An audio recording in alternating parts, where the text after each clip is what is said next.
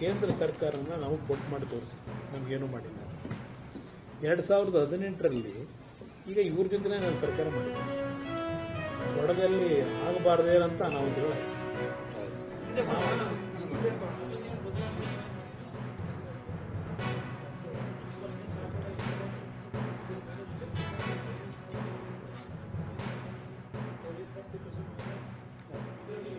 ಕೇಂದ್ರ ಸರ್ಕಾರ ಹೀಗೆ ಮಾಡಿ ಅಂತ ಹೇಳಲ್ಲ.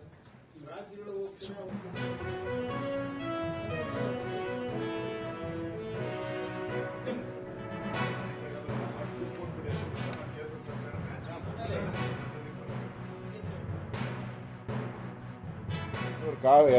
ಕಾರ್ಪೊರೇಷನ್ ಈ ತರದ ವಿಚಾರಗಳೇ ತಂದಿದ್ದಾರೆ.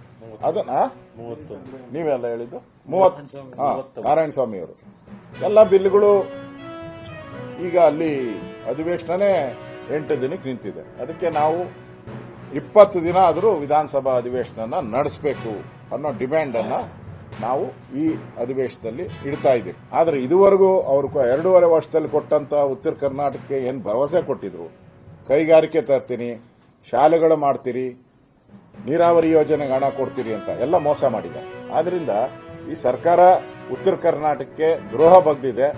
ಇದರ ವಿಚಾರವನ್ನ ಚರ್ಚೆಗೆ ಮೊದಲನೇ ದಿನನೇ ಇದನ್ನ ಉತ್ತರ ಕರ್ನಾಟಕ ಮತ್ತು ಫ್ಲಡ್, ಕಬ್ಬು ಬೆಳೆಗಾರದು ಏನು ಹಾನಿ ಆಯಿತು, ಸುಮಾರು 200ಕ್ಕೂ ಹೆಚ್ಚು ಟ್ರಾಕ್ಟರ್ಗಳನ್ನ ಟ್ರಾಕ್ಟರ್ ಸುಟ್ಟಾಕಿದ್ರು.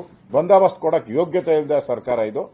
ಅದರಿಂದ ಸುಟ್ಟಾಕಿದರೆ ಈ ವಿಚಾರವನ್ನ ಮೊದಲ ಆದ್ಯತೆಯಾಗಿ ನಮ್ಮ ಕುಮಾರಣ್ಣವರು ಮತ್ತು ನಮ್ಮ ರಾಜ್ಯದ ಅಧ್ಯಕ್ಷರು ವಿಜಯೇಂದ್ರ ಅವರು ಕೂಡ ಈ ವಿಚಾರವನ್ನ ಫಸ್ಟ್ ತಗೋಬೇಕು ಅಂತ ಹೇಳಿದ್ದಾರೆ.